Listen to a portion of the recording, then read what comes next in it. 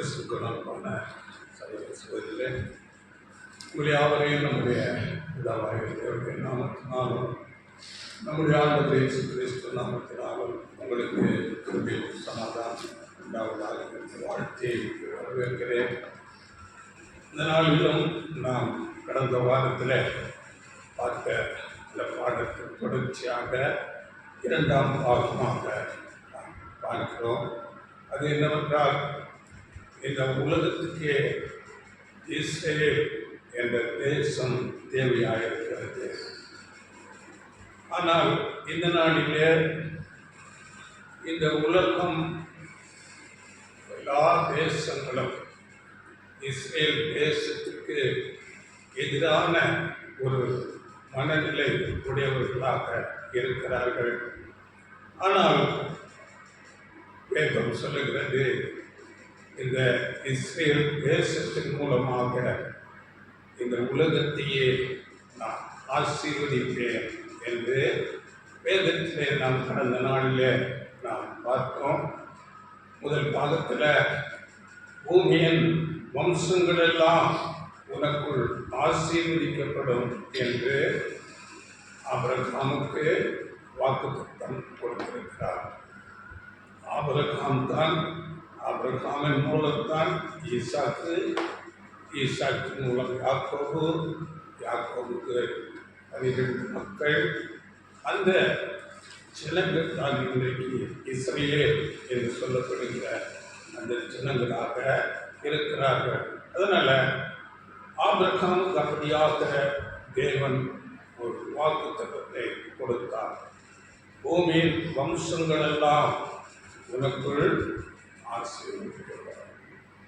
அப்படியே நம்முடைய ஆண்டவர் இயேசு கிறிஸ்து கூட சொல்லும் போது யோவான் 4:22 இந்த உலகத்துக்கே ரட்சிப்பு யூதர்கள் வழியாகத்தான் வருகிறது என்று ஆண்டவர் இயேசு கிறிஸ்து கூட அதை திரும்ப சொல்லிவிட்டார்.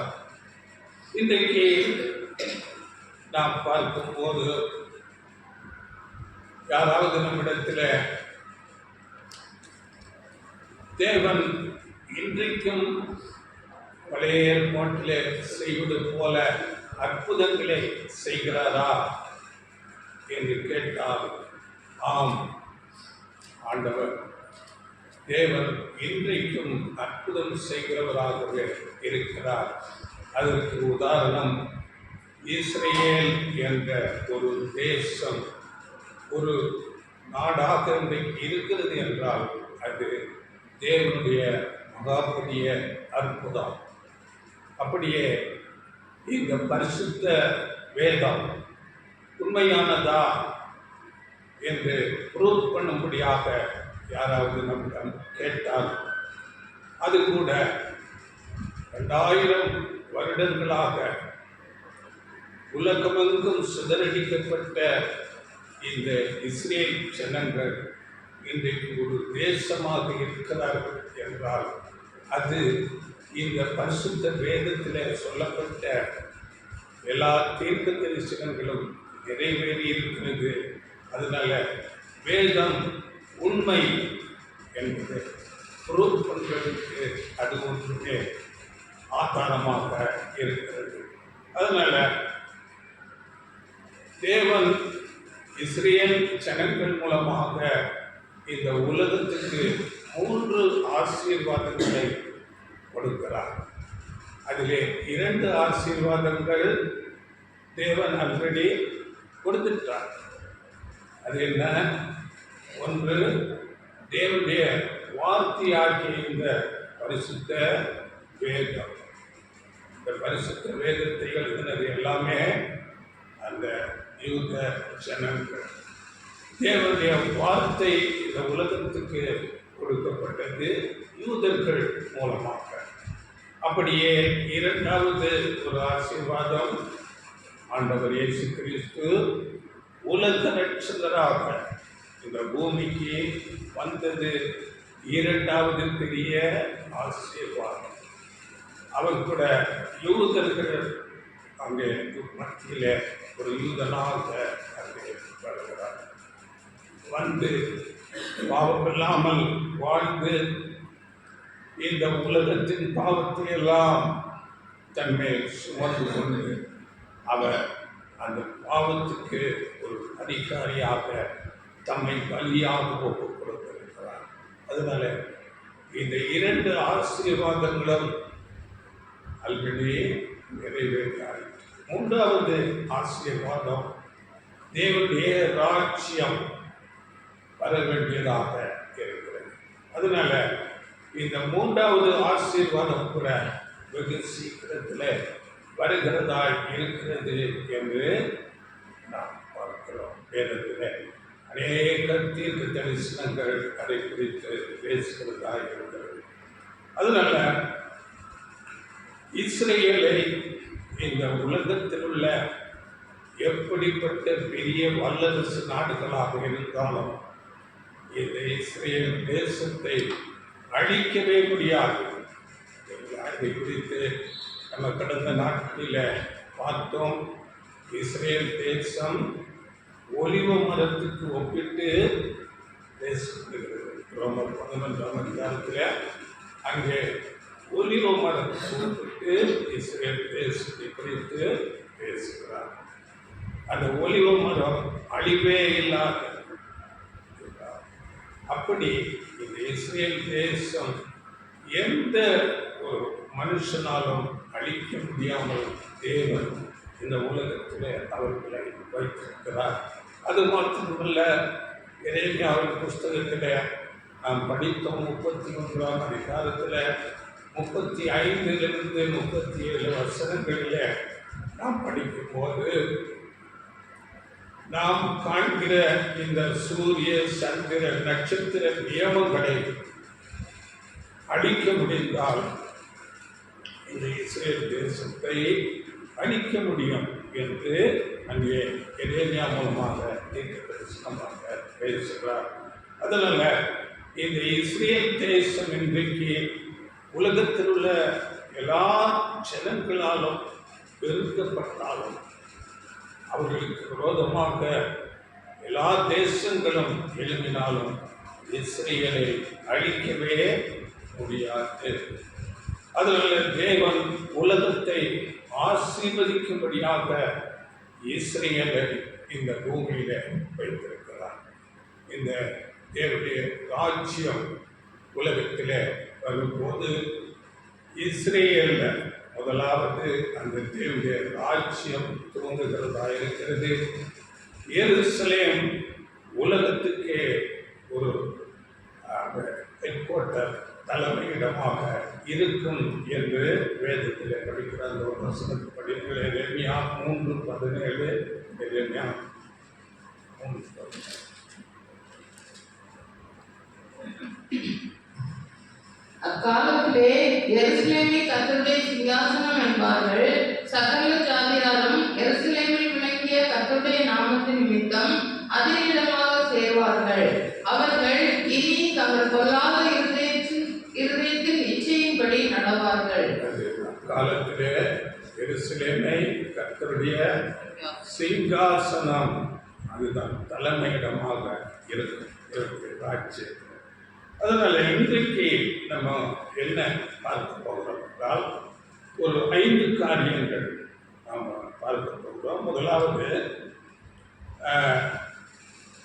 நாம் இந்த நாளிலே இஸ்ரேல் தேசத்தில் நடக்கிற யுத்தங்களை குறித்து ஏன் நாம் வேதத்தின்படி ஆராய்ந்து பார்க்க வேண்டும் என்பதை குறித்து முதலாவது பார்க்க போகிறோம். அடுத்ததாக, இது இஸ்ரேல் தேசத்தை உலகமே வெறுக்கிறது. உலகத்தில் உள்ள எல்லா ஜனங்களும் இஸ்ரேல் அங்கே வெறுக்கப்படத்தக்கதாக அப்படிப்பட்ட ஒரு மனநிலையில இருக்கிறது. உலகம் வெறுக்கிறது என்றால் உலகமே பொல்லாங்கனுக்குள் கிடைக்கிறது. அப்படி என்றால் சாத்தான் உலகத்தில் எல்லா ஜனங்களிடத்திலும் அங்கே அதிகாரம் பண்ணி இஸ்ரேலை வெறுக்கும்படியாக செய்திருக்கிறார். அப்படியே தேவனுடைய பிள்ளைகளாகிய சபை வகுப்பாரை சாத்தான் வெறுக்கிறான். அவர்களை அழிக்கும்படியாக அவர் அநேக முயற்சிகளை எடுக்கிறார். இதைதான் எப்படி என்று நாம் பார்த்துக் கொள்ளலாம். மூன்றாவதாக நாம் பார்க்கும்போது எசேக்கியேல் 38ஆம் அதிகாரத்தில் இஸ்ரேலுக்கு எதிராக வடதிசையிலிருந்து ஒரு தலைவன் அங்கே ஏற்படுத்தி அநேக தேசங்கள் பெரும் கூட்டமாக அங்கே படையெடுத்து வருகிறார்கள். இந்த வடதிசையிலிருந்து வருகிற அந்த தலைமை யார்? அவர்களோடு அந்த தலைவரோடு சேர்ந்து வருகிற கூட்டம் எந்தெந்த தேசம் என்பதை குறித்து கூட பார்த்து போகலாம். நான்காவதாக இந்த யுத்தம் எந்த நோக்கத்துக்காக அவர்கள் படையெடுத்து வருகிறார்கள் என்பதை குறித்து நாம் பார்க்கலாம். கடைசியாக இந்த யுத்தத்தின் முடிவு எப்படி இருக்கும்? ஃபைனல் ரிசல்ட் அர்மகெதோன் என்ற வேதத்தில் சொல்லப்பட்டிருக்கிறது. இதுதான் உலகத்தில் சொல்லப்படுகிற 3ஆம் உலக யுத்தம். இந்த யுத்தத்தின் முடிவு எப்படி இருக்கும் என்பதை குறித்து கூட நாம் இந்த நாளில் சுருக்கமாக பார்க்கலாம். முதலாவதாக இந்த நாளிலே நாம் இஸ்ரேலுக்கு விரோதமான யுத்தங்களை ஏன் நாம் தெரிந்து கொள்ள வேண்டும் என்று பார்க்கும்போது, நாம் வேதத்திலே கடந்த பாடத்தில் கூட பார்த்தோம். துருக்கி, ஈரான் போன்ற தேசங்கள் எல்லாம் இஸ்ரேலுக்கு ஒரு உதவி செய்கிற ஒரு தேசமாக, அவர்களை அங்கீகரித்த ஒரு தேசமாக இருந்தது. ஆனால் இன்றைக்கு இந்த துருக்கி, ஈரான் போன்ற தேசங்கள் எல்லாம் விரோதிகளாக மாறியிருக்கிறார்கள். இது வேதத்திலே சொல்லப்பட்டிருக்கிறது. நாம் பார்த்தோம், ஈரான் என்றால் பெர்சியா. பெர்சிய தேசம் இஸ்ரேலுக்கு விரோதமாக வருவார்கள் என்று எசேக்கியா தீர்க்க தரிசனத்தில் நாம் படிக்கிறோம். அதனால இந்த எசேக்கியா தீர்க்க தரிசி தேவனுடைய ஞானத்தில் முன்னறிந்து இவர்களை எழுதுகிறார். ஆனால் நாம் தேவனுடைய வார்த்தையின்படி பார்க்கும்போது இந்த தீர்க்க தரிசனங்கள் எல்லாம் இன்றைக்கு நிறைவேறுகிற ஒரு காலமாக இருக்கிறது. அதனால இந்த யுத்தத்துக்கு அவர்கள் இஸ்ரேலுக்கு விரோதமாக வருவது கூட கடைசி நாட்களில் வருவார்கள் என்று நாம் எசேக்கியேல் புத்தகத்தில் படிக்கிறோம். அதனால இந்த நாட்கள் ஒரு கடைசி நாட்கள் என்பதை நாம் இந்த தீர்க்க தரிசனங்கள் நிறைவேறுவதை குறித்து நாம் பார்க்கும்போது அறிந்து கொள்ளலாம். இன்றைக்கு பொதுவாக கிறிஸ்தவர்கள் நாம் சொல்லும்போது இது கடைசி நாட்களாக இருக்கிறது என்று நாம் பேசும்போது இந்த ஊழியக்காரர்கள் இதே வார்த்தையை என்றைக்கும் பேசிக்கொண்டு இருக்கிறார்கள் என்று அதை ஒரு ஏளனமாக நினைத்து கொள்வார்கள். ஆனால் இன்றைக்கு எப்போ நடக்காத அநேக காரியங்கள் நடந்து கொண்டிருக்கிறது. நம்முடைய கண்களுக்கு எதிராக அநேக தீர்க்க தரிசனங்கள் நிறைவேறிக் கொண்டு இருக்கிறதை நாம் பார்க்கிறோம். எசேக்கியேல் 37ஆம் அதிகாரத்தில் நாம் கடந்த நாளில் பார்த்தோம். இஸ்ரேல் ஜனங்கள் உலகம் முழுவதும் சிதறடிக்கப்பட்டவர்கள், அவர்கள் ஒரு தேசமாக கூட்டி சேர்க்கப்படுவார்கள் என்பது குறித்து அந்த எசேக்கியேல் 37ஆம் அதிகாரத்தில் அந்த உலர்ந்த எலும்புகள் என்ற அந்த பாடத்தில் அது ஒரு அடையாளமாக எழுதப்பட்டதை நாம் கடந்த நாட்களில் பார்த்தோம். அப்படி இன்றைக்கு அது ஒரு தேசமாக கூடி வந்திருக்கிறார்கள். அது மாத்திரமல்ல, அவர்கள் நல்ல செழிப்போடு வளர்ந்த எல்லா விதத்திலும், பொருளாதாரத்திலும், இராணுவத்திலும், எல்லா ஞானத்திலும் அவர்கள் வளர்ந்த தேசமாக இன்றைக்கு இருக்கிறார்கள். இதை குறித்து எஸ்ஐக்கியல் 37ஆம் அதிகாரம் தெளிவாக பேசுகிறேன். அப்படியே எஸ்ஐக்கியல் 37ஆம் அதிகாரத்தில் 14, 17, 18, 19, 14 படிக்கும்போது அங்கே ஒரு தீர்க்க தரிசனம் சொல்லப்படுகிறது. அது என்னவென்றால், நமக்கு தெரியும், இஸ்ரேல் தேசம் அங்கே சாலமோன் ராஜாவுக்கு பிறகு அவருடைய குமாரன் ஆட்சி செய்யும் போது அந்த 12 கோத்திரம் 2ஆக பிரிகிறது. 10 கோத்திரம் 2 கோத்திரம் என்று. இந்த 10 கோத்திரம் நார்த்து, 2 கோத்திரம் சவுத், இப்படியாக சவுத் யூதா தேசம் என்றும் அதன் தலைநகரம் எருசலேம்.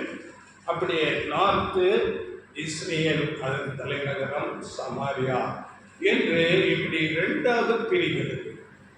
இந்த 10, 2 இந்த கோத்திரங்கள் திரும்ப அவர்கள் ஒரு தேசமாக கூட்டி சேர்க்கப்படும் போது அவர்கள் ஒரே தேசமாக, அங்கே பிரிவினை இருக்காது என்ற அந்த தீர்க்க தரிசனத்தில் நாம் படிக்கிறோம். ஒரு வருஷம் மாற்றம் படியுங்கள். எஸ்ஐக்கியல் 37, 17. அவைகளை ஒரே கோலாகும்படி ஒன்றோடொன்று இசையச் செய், அவைகள் உன் கையில் ஒன்றாகும். பார்த்தீங்களா, அங்கே 2 கோல்கள் என்று அங்கே அடையாளமாக பேசி அந்த 2 கோலும் ஒன்றாகும் என்று. இன்றைக்கு அந்த இஸ்ரேல் தேசத்தில் எந்த விதமான பிரிவினையும் இல்லை, அவர்கள் ஒரே தேசமாக இருக்கிறார்கள். இது இன்றைக்கு நிறைவேறிய ஒரு தீர்க்க தரிசனம் நம்முடைய கண்களுக்கு எதிராக நாம் காண்கிறோம். இதெல்லாம் தேவனுடைய வார்த்தைகளின் நிறைவேறலாக இருக்கிறது. அப்படியே இந்த இஸ்ரேல் தேசத்தை நாம் உற்று பார்க்கும்போது சகரியாவின் புஸ்தகத்தில் நாம் படிக்கிறோம். 14ஆம் அதிகாரம் 1, 2 வசனங்களில் அங்கே கர்த்தருடைய நாளில் உலகத்தில் உள்ள எல்லா ஜனங்களும், எல்லா தேசங்களும் இஸ்ரேலுக்கு விரோதமாக கூடிக்கொள்வார்கள் என்று அங்கே சொல்லப்பட்டது. கர்த்தருடைய நாள் என்று அந்த கடைசி நாளை குறித்து அங்கே குறிப்பிட்டு பேசப்படுகிறது. படிங்கள வசனம் சகரியா 14, 1, 2. இதோ கர்த்தருடைய நாள் வருகிறது, உன்னில் கொள்ளையானது உன் நடுவே பங்கிடப்படும், எருசலேமுக்கு விரோதமாக யுத்தம் பண்ண சகல ஜாதிகளையும் கூட்டுவேன், நகரம் பிடிக்கப்படும், வீடுகள் கொள்ளையாகும், ஸ்திரீகள் அவமானப்படுவார்கள், நகரத்தாரில் பாதி மனுஷர் சிறைப்பட்டு போவார்கள். பார்த்தீங்களா, இஸ்ரேலுக்கு எதிராக அந்த கர்த்தருடைய நாளில் நான் உலகத்தையே, எல்லா தேசத்தையும் நான் அவர்களுக்கு விரோதமாக கூட்டுவேன் என்று அங்கே தீர்க்க தரிசனமாக சொல்லப்பட்டது. அப்படியே இதனாலே லிட்ரலாக இஸ்ரேலுக்கு சப்போர்ட் பண்ணுகிற கிறிஸ்தவ நாடுகள், அமெரிக்கா, பிரான்ஸ், இங்கிலாந்து, இந்த தேசத்தில் இருக்கிற ஜனங்கள் கூட இஸ்ரேலுக்கு விரோதமாக அநேக போராட்டங்களை அங்கே செய்து கொண்டு இருக்கிறார்கள். அப்படிப்பட்ட மனநிலை இந்த நாளிலே வந்திருக்கிறது. அதனால் இந்த நாட்கள் உலகத்தின் முடிவு நாட்களாக இருக்கிறது. இப்படி நடக்க போகிறது என்று தேவன் சபைக்கு முன்னதாக அறிவிக்கிறார். அதுதான் நமக்கு இப்பொழுது இந்த இஸ்ரேல் பற்றிய பாடத்தில் நாம் அறிந்து கொள்ள வேண்டும். ஏனென்றால் வேதத்தில் ஆமோஸ் எழுதின தீர்க்க தரிசன புஸ்தகத்தில் 3ஆம் அதிகாரம் 7ஆம் வசனத்தில் தீர்க்கதரிசியாகிய தம்முடைய ஊழியக்காரர்களுக்கு தமது ரகசியத்தை வெளிப்படுத்தாமல் தேவன் எந்த ஒரு காரியத்தையும் செய்ய மாட்டார் என்று அங்கே தீர்க்க தரிசனமாக சொல்கிறார். அதனால் வரப்போகிற இப்படிப்பட்டதான அழிவு குறித்து சபைக்கு தேவன் முன்னறிவிக்கிறார். தேவனுடைய பிள்ளைகள் படிக்கிற வசனம் ஆமோஸ் 3:7. கர்த்தராகிய ஆண்டவர் தீர்க்கதரிசிகளாகிய தம்முடைய ஊழியக்காரருக்கு தமது ரகசியத்தை வெளிப்படுத்தாமல் ஒரு காரியத்தையும் செய்கிறார். அப்படியே தீர்க்கதரிசிகளாகிய ஊழியக்காரருக்கு அறிவிக்காமல் தேவன் எந்த காரியத்தையும் செய்கிறதில்லை. அப்படியே நாம் பார்க்கும்போது முதலாம் உலகம் அது ஜலப்பிரளயத்தினால் அழிவதற்கு முன்பதாக தம்முடைய தாசனாகிய நோவாவுக்கு முன்னறிவித்தார். இந்த உலகத்தை நான் பெரிய ஜலப்பிரளயத்தினால் அழிக்கப் போகிற நீ அதில் தப்பித்துக் கொள்ளும்படியாக ஒரு பேழையை உண்டாக்கு என்று சொல்லி அந்த பெரிய ஜலப்பிரளயத்தை இந்த உலகத்தில் அனுப்பி அந்த முதலாம் உலகத்தை அழித்தார். நோவா அவருடைய குடும்பம் 8 பேர் அதிலே காப்பாற்றப்பட்டார். அப்படியே சோதோம் குமாரா பட்டணம் அழிவுக்கு போவதற்கு முன்பதாக அங்கே ஆபிரகாமுக்கு முன்னறிவித்து அந்த லோத்து அவருடைய குடும்பத்துக்கு முன்னதாக சொல்லி அங்கே அவர்களை காப்பாற்றி அந்த சோதோம் குமாரா அழிக்கப்பட்டார். அதனால தேவன் நாமத்தை முன் அறிவிக்கிறார். அப்படியே இந்த உலகம் இப்பொழுது இருக்கிற 2ஆம் உலகம் அழிக்கப்பட போகிறது என்று சபைக்கு முன்னதாக வெளிப்படுத்துகிறார். இதை குறித்து அநேக தீர்க்க தரிசனங்கள் நாம் எசேக்கியேல்ல பார்க்கிறோம், வெளிப்படுத்தல பார்க்கிறோம், தானியேல்ல பார்க்கிறோம். இப்படியாக சபைக்கு தேவன் முன்னறிவிப்பவராக இருக்கிறார். அதனால இப்பொழுது இருக்கிற இந்த இஸ்ரேலுக்கு விரோதமான இந்த யுத்தம் எப்படி போகிறது என்பதை நாம் உற்று பார்க்கிறவர்களாக வேத தீர்க்க தரிசனங்கள் எப்படியெல்லாம் நிறைவேறிக் கொண்டிருக்கிறது என்று நாம் பார்க்க வேண்டும். 2வதாக நாம் பார்க்கும்போது இன்றைக்கு உலகத்தில் பொது எதிரியாக இஸ்ரேல் தேசம் இருக்கிறது. இஸ்ரேல் அங்கே அழிக்கப்பட வேண்டும் என்று அநேகர் பேசிக் கொள்கிறார்கள். குறிப்பாக இஸ்லாம் நாடு, இஸ்லாம் நாடுகள் மாத்திரமல்ல, எல்லா நாடுகளிலும் இஸ்ரேல் இருக்கக்கூடாது, இஸ்ரேல் அழிக்கப்பட வேண்டும் என்ற ஒரு மனநிலைக்கு வந்திருக்கிறார்கள். அப்படியே இந்த உலகமே இஸ்ரேலுக்கு விரோதமாக இருக்கிறது என்றால் இந்த உலகம் முழுவதும் பொல்லாங்கனுக்குள் கிடக்கிறது. பொல்லாங்கனாகிய சாத்தான் இஸ்ரேலுக்கு விரோதமாக இருக்கிறான் என்பதைத்தான் நாம் புரிந்து கொள்ள வேண்டும். அப்படியே இந்த சபை வகுப்பார் தேவனுடைய பிள்ளைகளுக்கு விரோதமாக சாத்தான் எப்போதும் இருக்கிறார். இதை குறித்து நாம் பார்க்கலாம். இந்த கடைசி நாட்களில் இன்னும் அதிகமாக சாத்தான் தேவனுடைய பிள்ளைகளுக்கு விரோதமாக இருக்கிறார். அவர்களை எப்படி தேவனை விட்டு வழி விலக்கச் செய்யலாம், இல்லாவிட்டால் எப்படி அவர்கள் பாவத்துக்கு தள்ளி அவர்களை பாவத்திலே தள்ளிவிடலாம் என்று அவன் அநேக காரியங்களை செய்கிறவனாய் இருக்கிறான். அதாவது எப்போதும் தேவனுடைய பிள்ளைகளுக்கு சாத்தான் எதிராளி என்பதை மனதிலே கொள்ள வேண்டும். இங்கே நாம் பார்க்கும்போது அவன் எப்படி எதிராக வருவான் என்று பார்க்கும்போது நம்முடைய வாழ்க்கையில் அநேக சோதனைகள், நெருக்கங்கள், கஷ்டங்களை கொண்டு வந்து ஆவிக்குரிய ஜீவியத்தில் போகாதபடி அதில் ஒரு இடரலை உண்டாக்கும்படியாக, இல்லாவிட்டால் நம்முடைய வீக்னஸ் என்ன என்பதை அறிந்து அதை செய்யும்படியாக, பாவத்திலே தள்ளும்படியாக சாத்தான் தூண்டி நம்மை பாவத்திலே, இல்லாவிட்டால் குடும்பத்தில் நாம் வேலை செய்கிற இடங்களிலே அநேக பிரச்சனைகளை கொண்டு வந்து இந்த ஆவிக்குரிய ஒரு சிந்தை இல்லாதபடி சத்வாகிய சாத்தான் அநேக காரியங்களை நமக்கு எதிராக கொண்டு வருவான். அதனால சாத்தான் தேவனுடைய மக்களுக்கு எதிராளியாக எப்போதும் இருக்கிறான். இதற்கு உதாரணமாக நாம் பார்க்கும்போது பிரதான ஆசாரியாகிய யோசுவாவை குறித்து நான் சகரியாவின் புஸ்தகத்தில் அங்கு படிக்கும் போது சகரியாவின் புஸ்தகம் 3ஆம் அதிகாரம் 1ஆம் வசனத்தில் அங்கே சாத்தான் அவனுக்கு விரோதமாக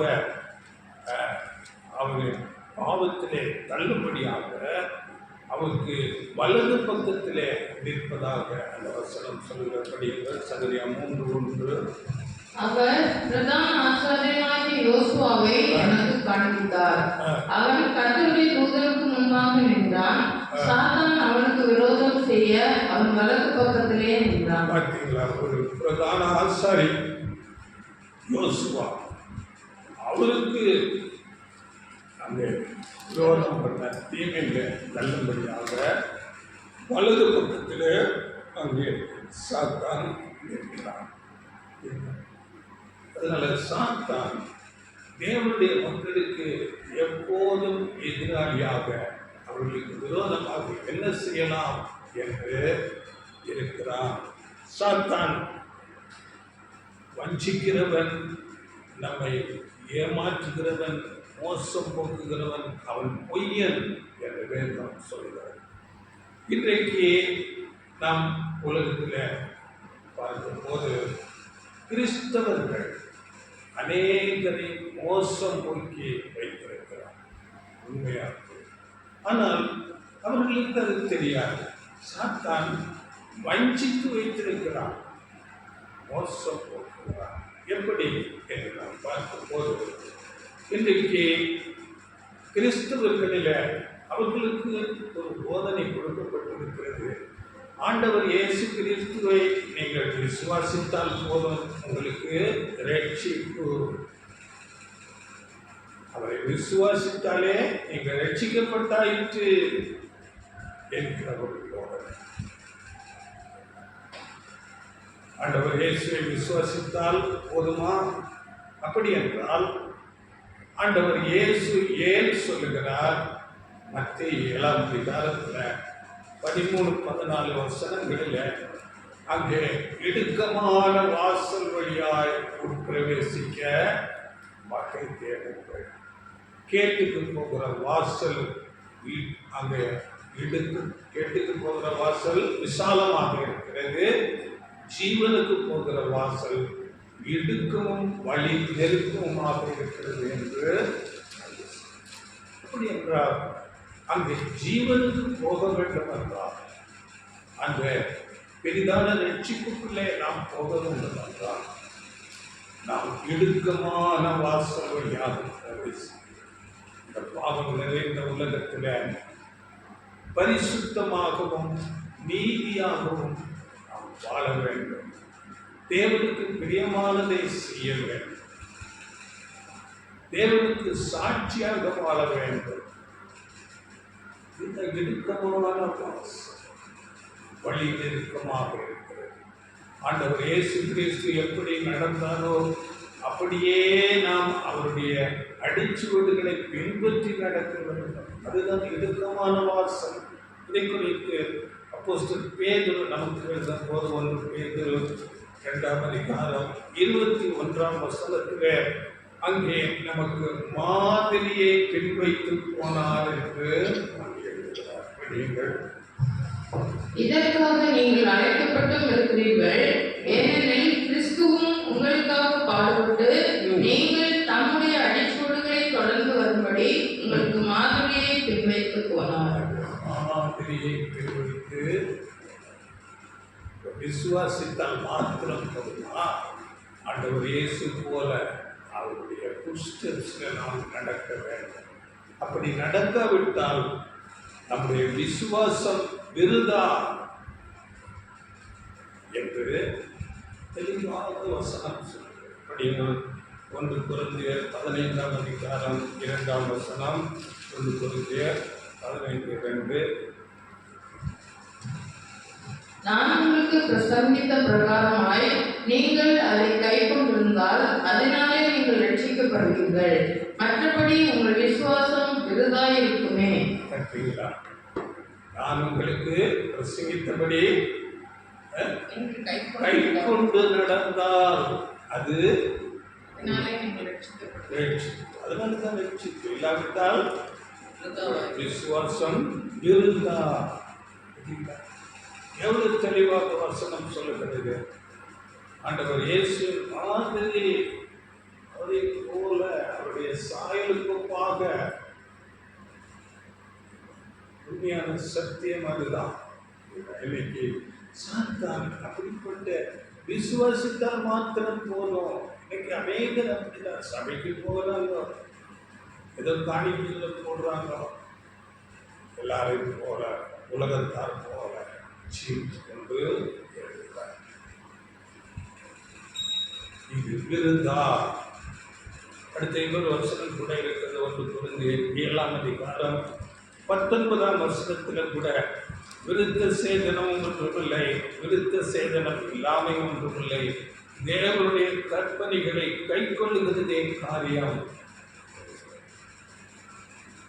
என்னுடைய வார்த்தைகளின்படி நாம் வாழ முழு முயற்சி எடுத்து அப்படியாக நடக்க. அதனால ஆவியின் கனிகள் எதிர்பார்க்கிற ஒரு காலமாக தேவன் கனிகளை எதிர்பார்க்கிறார். ஆவியின் கனிகள் அன்பு, நம்ம கலாச்சார படிக்க அன்பு, சந்தோஷம், சமாதானம், நீடிய பொறுமை, தயவு, நற்குணம், விசுவாசம், சாந்தம், இச்சையடக்கம், இவைகள் நம்மிலே உண்டாகி பெருக வேண்டும். அப்படியே மலை பிரசங்கத்தில் சொல்லும் போது நீங்கள் உலகத்துக்கு உப்பு, நாம் உப்பாக இருக்க வேண்டும். நீங்கள் உலகத்துக்கு வெளிச்சம். உலகமே பாவ இருளே இருக்கிறது. நீங்கள் வெளிச்சமாக பிரகாசிக்கிறவர்களாக இருக்க வேண்டும். மற்றவர்களுக்கு எங்கே வேதம் உண்மை இதைத்தான் சொல்கிறது. இதுதான் சத்தியம். அப்படியே ஆண்டவர் இயேசு கிறிஸ்துவின் சாயலுக்கு ஒப்பாக ஒவ்வொரு நாளும் மாறுகிறவர்களாக சாயலுக்கு வர வேண்டும். பூரண புருஷராக வேண்டும். இதைத்தான் வேதம் சொல்லுகிறது. இதை குறித்து நீங்கள் படித்துக் கொள்ளுங்கள். ரோமர் 8ஆம் அதிகாரம் 29ஆம் வசனம், எபேசியர் 4ஆம் அதிகாரம் 11ஆம் வசனம், 2 தெசலோனிக்கேயர் 2ஆம் அதிகாரம் 14ஆம் வசனங்கள் எல்லாம் ஆண்டவர் இயேசு கிறிஸ்துவின் சாயலுக்கு ஒப்பாக நாம் வர வேண்டும் என்று ஒரு வசனம் எபேசியர் 4:11. மேலும் நாம் அனைவரும் தேவனுடைய குமாரனை பற்றும் விசுவாசத்திலும் அறிவிலும் ஒருமைப்பட்டவர்களாகி கிறிஸ்துவனுடைய நிறைவான வளர்ச்சியின் அளவுக்கு தக்க பூரண புருஷராகும் வரைக்கும்.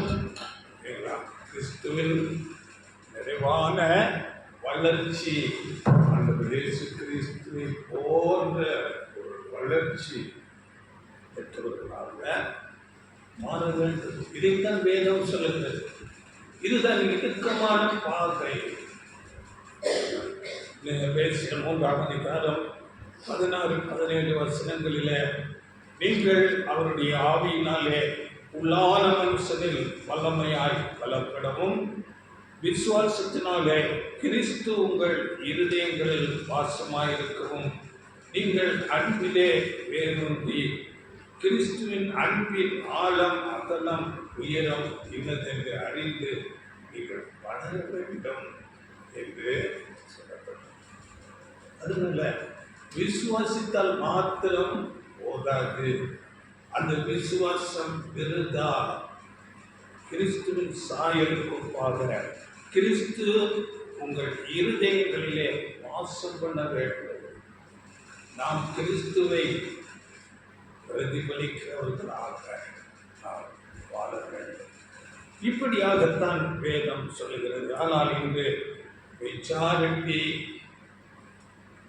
கிறிஸ்தவ ஊழியர்கள் கூட இதை பற்றி பேசுவது உலக ஆசீர்வாதங்களை குறித்து பேசுகிறார்கள். அதைத்தான் எல்லாரும் விரும்புகிறவர்களாக இருக்கிறார்கள்.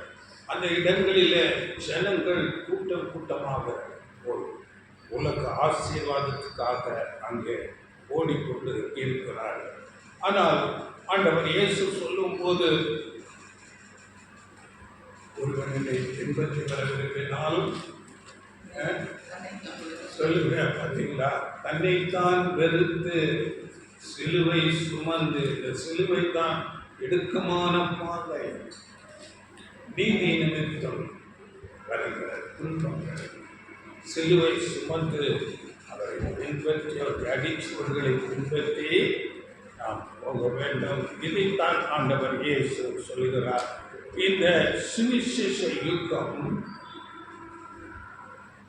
சபைக்கு ஒரு பெரிதான ரட்சிப்புக்காக இந்த காலம் கொடுக்கப்பட்டிருக்கிறது. அது பெரிதான ரட்சிப்பு என்று நம்ம படிக்கிறோம். இப்படிப்பட்ட மேன்மையான ஒரு ஆசீர்வாதத்துக்கு அழைக்கப்பட்டிருக்கிற நாம் தேவனுக்கும் ஆண்டவர் இயேசு கிறிஸ்துவுக்கும் நான் முழுமையாக கீழ்ப்படிவேன் என்று சொல்லும்போது, தேவனுக்கு எதிராளியாகிய சாத்தான் நமக்கும் எதிராளியாக மாறிவிடுகிறார். இதுதான் உண்மையான. ஆனாலும் ஆண்டவர் இயேசு கிறிஸ்து நம்மோடு கூட இருக்கிறார். சாத்தானை குறித்து வேதத்திலே பலவான் என்று படிக்கிறோம். ஒரு பலவானாகிய ஒரு தூதனாகவே இருக்கிறார். அப்படிப்பட்ட தூதனுக்கு எதிராக நாம் எதிர்த்து நிற்க முடியுமா? அதற்குத்தான் அவனிலும் பலவானாகிய ஆண்டவர் இயேசு கிறிஸ்துவை நாம் எப்போதும் உறுதியாக நம்மோடு வைத்திருக்க வேண்டும். அவன் நம்மோடு கூட இருந்தால்தான் சாத்தானிலும் அவனிலும் பலவான் ஆண்டவர் இயேசு கிறிஸ்து நம்மோடு கூட இருந்தால் நாம் அவனை மேற்கொள்ளலாம். ஒரு மனுஷனாக இருந்தால் மேற்கொள்ளலாம். தூதனாக இருக்கிறான் பலவான், அவனிலும் பலவானாகிய ஆண்டவர் இயேசு கிறிஸ்து நம்மோடு கூட இருக்கிறார். சரிங்களா? சாத்தானை குறித்து அவன் ஞானத்திலே உயர்ந்தவன், அவன் பலவான் என்று எசேக்கியேல் 28ஆம் அதிகாரம் 3ஆம் வசனத்தில் நான் படிக்கிறேன். எசேக்கியேல்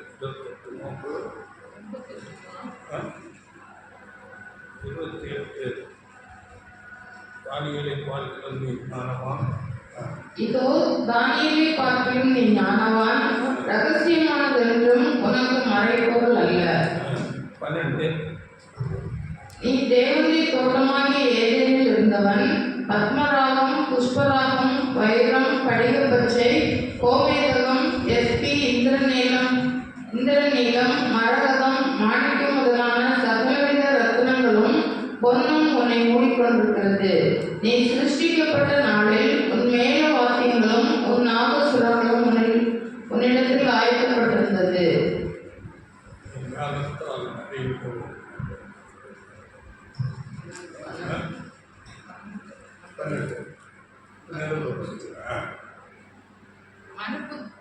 மனுபுத்திரனே, நீ தீரு ராஜாவை குறித்து புலம்பி அவனை நோக்கி, கர்த்தராகிய ஆண்டவர் உரைக்கிறது என்னவென்றால், நீ விசித்திரமாய் செய்யப்பட்ட முத்திரை மோதிரம், நீ ஞானத்தால் நிறைந்தவன், பூரண அறிவுள்ளவன்.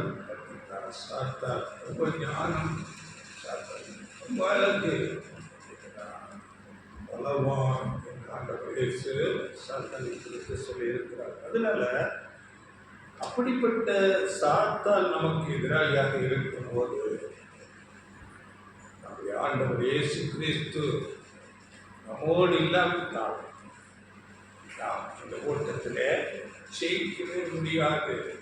அப்படியே பேசிய 6ஆம் அதிகாரம் 12ஆம் வசனத்தில் கூட மாம்சத்தோடும் இரத்தத்தோடும் அல்ல, துணைத்திறன்களோடும் அதிகாரத்தோடும் வானமண்டலங்களில் உள்ள பொல்லாத ஆவிகளின் சேனைகளோடும் உங்களுக்கு போராட்டம் உண்டு.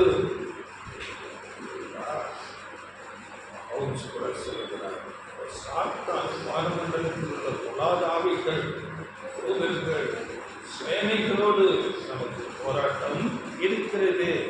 அதனால ஆண்டவர் இயேசு கிறிஸ்து நம்மோடு கூட இருக்க வேண்டும். அவரை நாம் எப்போதும் நினைத்துக் கொண்டு அவரை நம்முடைய உள்ளத்திலே வைத்துக் கொண்டு அவர் நம்மோடு கூட இருந்தால் மாத்திரமே நாம் செய்வோம். அப்படியே தேவனுடைய பரிசுத்த ஆவியை நாம் அதிகமாக பெற்றுக்கொள்ள வேண்டும். தேவனுடைய ஆவியினாலே நாம் சாத்தானை மேற்கொள்ள, சாத்தானுக்கு எதிர்த்து நில்லுங்கள், அப்பொழுது அவன் உங்களை விட்டு ஓடிப்போவான். நம்முடைய சுய பலத்திலே அல்ல, ஆண்டவர் இயேசு கிறிஸ்து நம்மை சார்ந்து அவரை நாம் சார்ந்து இருக்க வேண்டும். பரிசுத்த ஆவியை அதிகமாக பெற்றுக்கொள்ள வேண்டும். கடந்த நாட்களில் பார்த்தோம், பரிசுத்த ஆவியை அவித்து போனாது. பரிசுத்த ஆவியை எப்படியாக நாம் அதிகமாக பெற்றுக்கொள்வது என்பது குறித்து நாம் அனைத்து காரியங்களை அதில் நாம் பேசுவோம். அப்போ அந்த பரிசுத்த ஆவியின் பலன் வேண்டும். ஆண்டவர் இயேசு கிறிஸ்து நம்மோடு கூட இருக்க வேண்டும். அப்பொழுதுதான் நாம் அந்த பலவானாகிய சாத்தானை, ஞானம் நிறைந்த அந்த சாத்தானை நாம் ஜெயிக்க முடியும், மேற்கொள்ள முடியும். யாக்கோபு அதைத்தான் எழுதுகிறார். யாக்கோபு 4ஆம் அதிகாரம் 6-7 வசனங்கள்.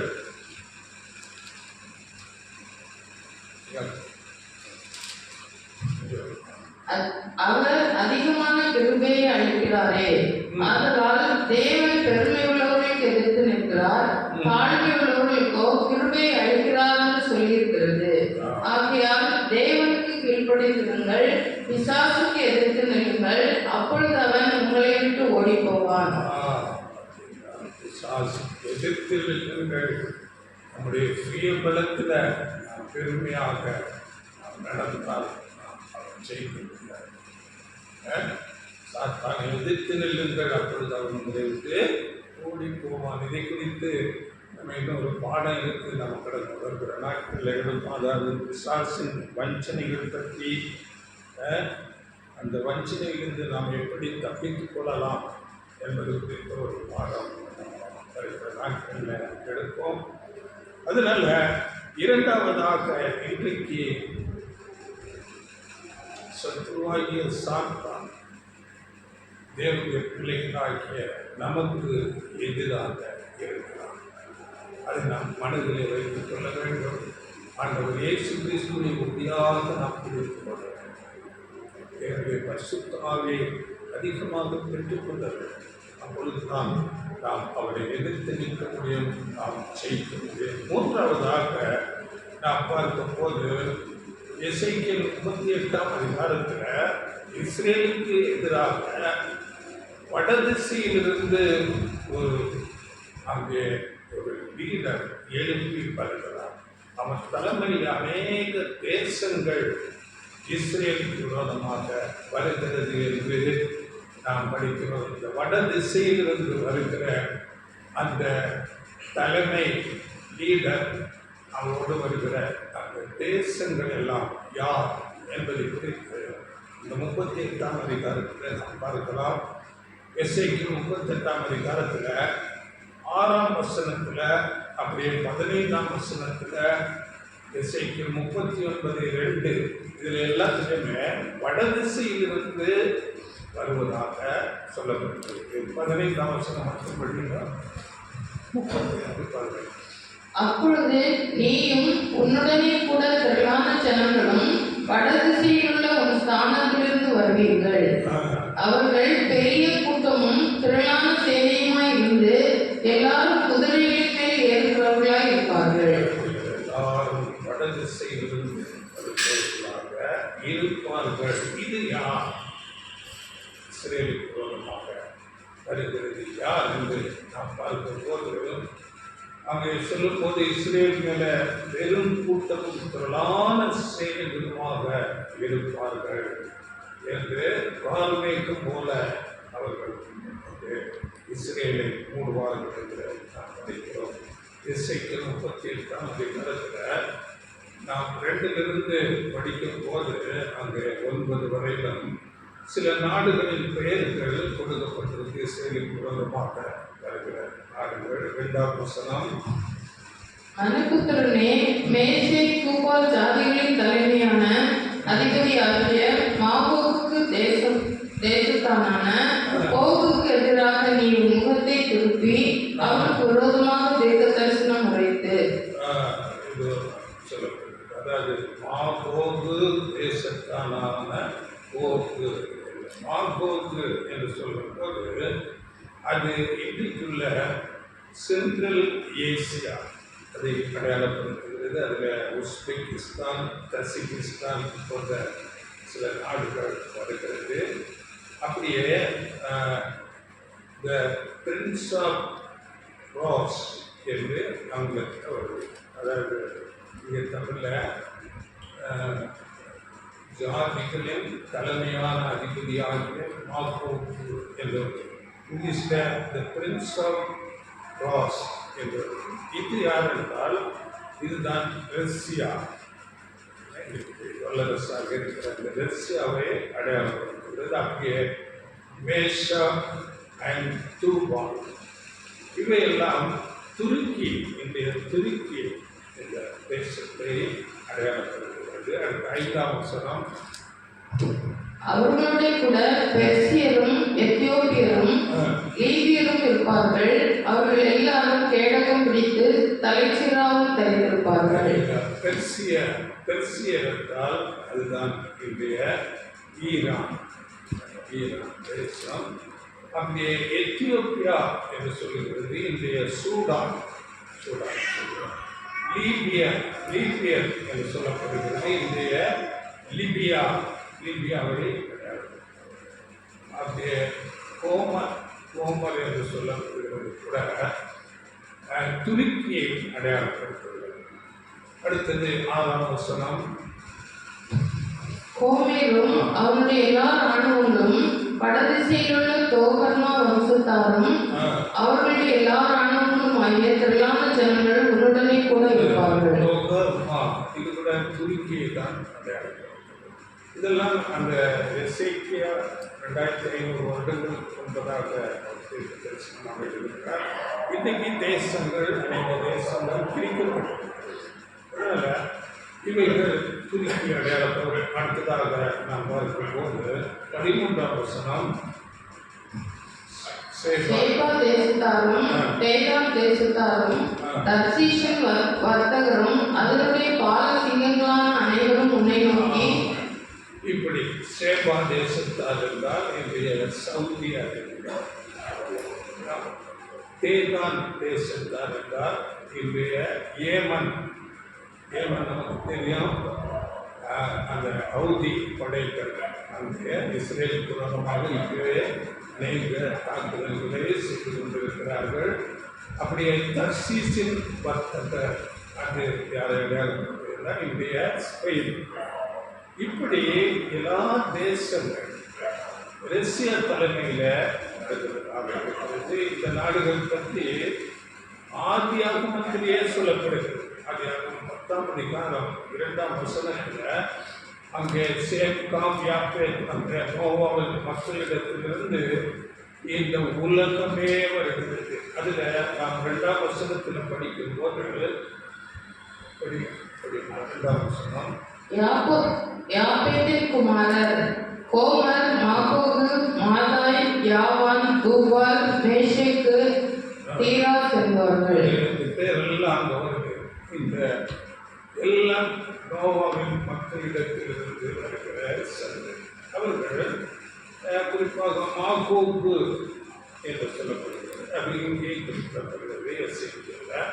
இந்த மாகோகு அது பிற்காலத்தில் மேகோ கைஸ் என்று பெயர் மாறுது.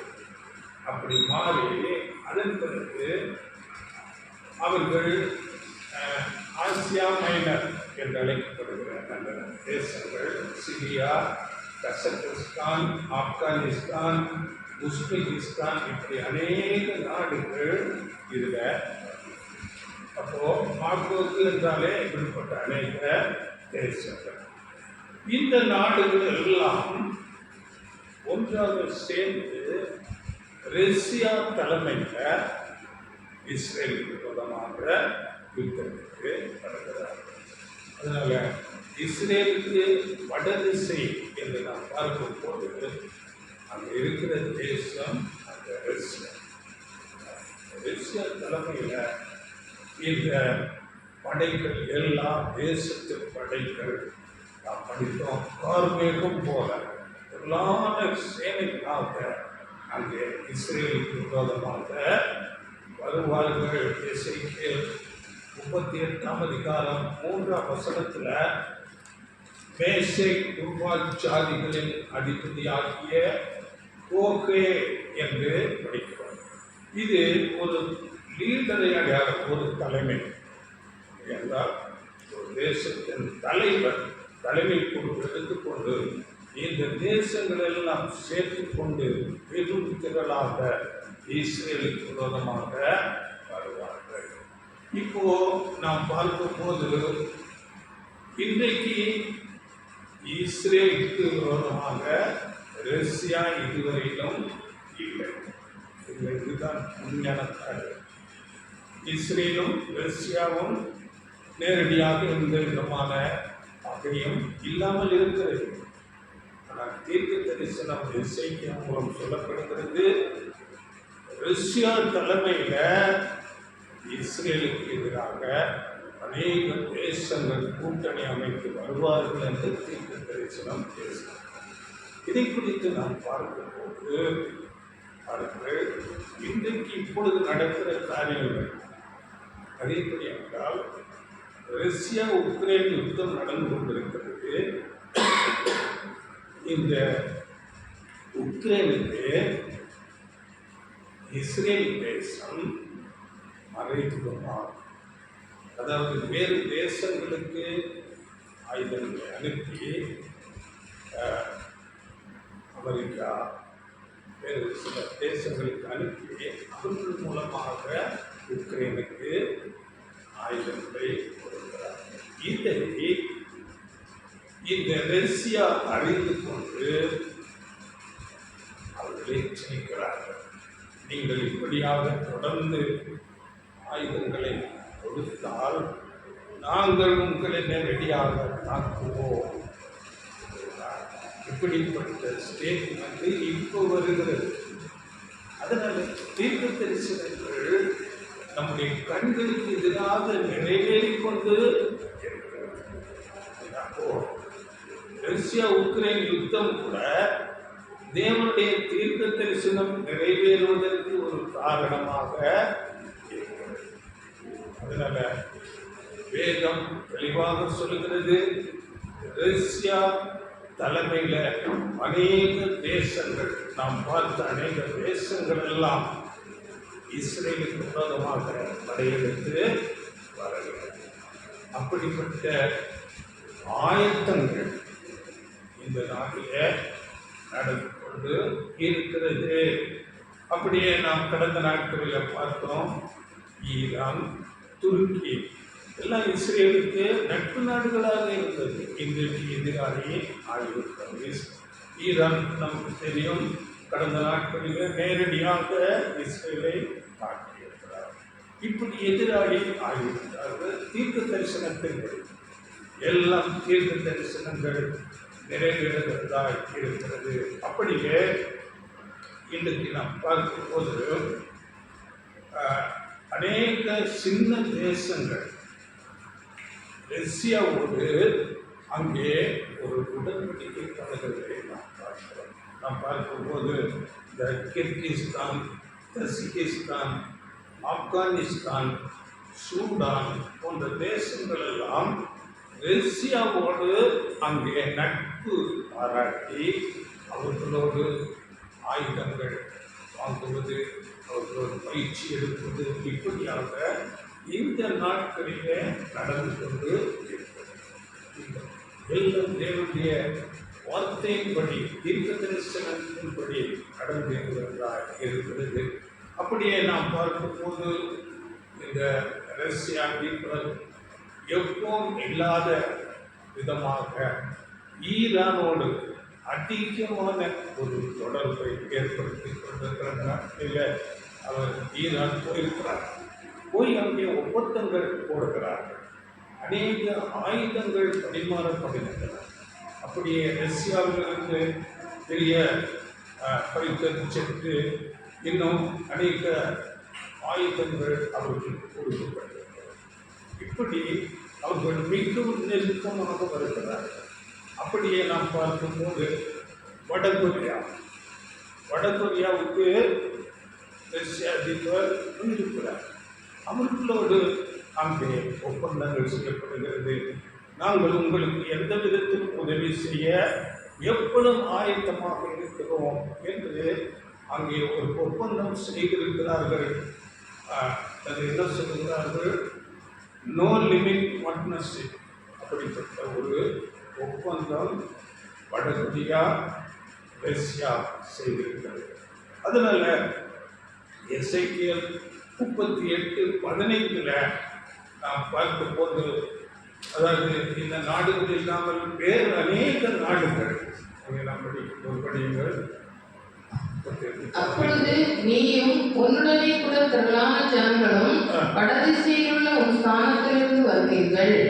அவர்கள் பெரிய கூட்டமும் திரளான சேனையுமாய் இருந்து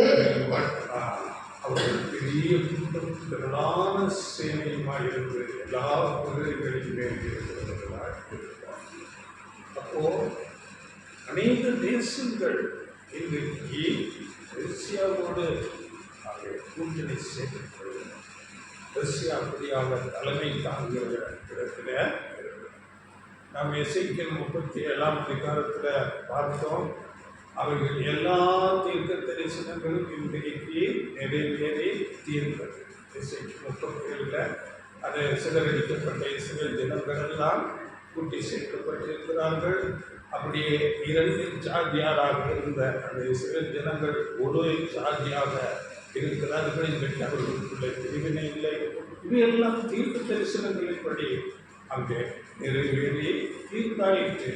அப்படியே இந்த 38ஆம் அதிகாரம் இப்பொழுது நிறைவேறி கொண்டு நம்முடைய கண்களுக்கு எதிராக ஸ்டெப் பை ஸ்டெப்பாக ஒவ்வொன்றும் நிறைவேறி கொண்டு இருக்கிறது.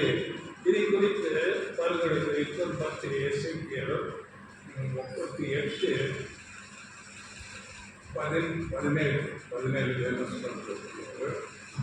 உன்னை அவர்களுக்கு விரோதமாக வரப்பண்ணுவேன் என்று பூர்வ நாட்களிலே அநேக வருஷ காலமாய் தீர்க்க தரிசனம் உரைத்து இஸ்ரவேலில் தீர்க்கதரிசிகளாகிய என் ஊழியக்காரரை கொண்டு அந்நாட்களிலே நான் குறித்து சொன்னவன் நீ அல்லவோ என்று கர்த்தராகிய ஆண்டவர் சொல்கிறார். உன்னை அவர்களுக்கு விரோதமாக வரப்பண்ணுவேன் என்று இந்த ரஷ்யா கூட்டணி நாடுகள் வரப்படுவேன் என்று பூர்வ நாட்கள் அநேக வருஷ காலமாய் தீர்க்க தரிசனம் உரைத்து இஸ்ரேலின் தீர்க்க தரிசிகளாகிய ஊழியக்காரரை கொண்டு நான் சொன்னவன் நீ அல்லவா. அநேக தீர்க்க தரிசனங்கள் இப்படிப்பட்ட இந்த கடைசி யுத்தத்துக்கு ரஷ்யா தலைமையில் வரும் என்று அநேக தீர்க்க தரிசிகள் மூலமாக பேசப்பட்டிருக்கிறார்களே. நாம் எங்கே படிக்கலாம் என்றால் சகரியா 12ஆம் அதிகாரம், சகரியா 14ஆம் அதிகாரம், இப்படி யோவேல் 2ஆம் அதிகாரம், 3ஆம் அதிகாரம், சங்கீதம் 2ஆம் அதிகாரம், ஏசாயா 29ஆம் அதிகாரம், எரேமியா 4ஆம் அதிகாரம், இப்படி அநேக தீர்க்க தரிசிகள் மூலமாக முன்னறிவித்து காரியங்கள் இன்றைக்கு நடந்து கொண்டு இருக்கிறதை நாம் பார்க்கிறோம். இப்போ நாம் பார்க்கும்போது, அதாவது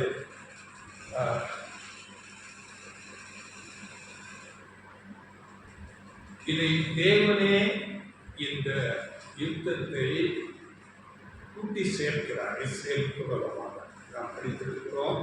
அதாவது 39 கூட நான் உன்னை திருப்பி உன்னை 6 குறடுகளால் இழுத்து உன்னை வடபுறங்களில் இருந்து எழுப்பவும் இஸ்ரேல் மலைகளில் வரவும் பண்ணி.